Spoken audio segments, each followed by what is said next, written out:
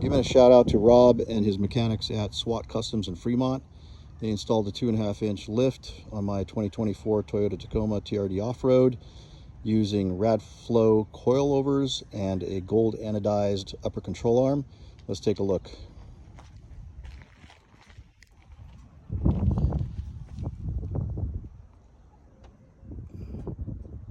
I think the upper control arm looks amazing. Love the color on this truck.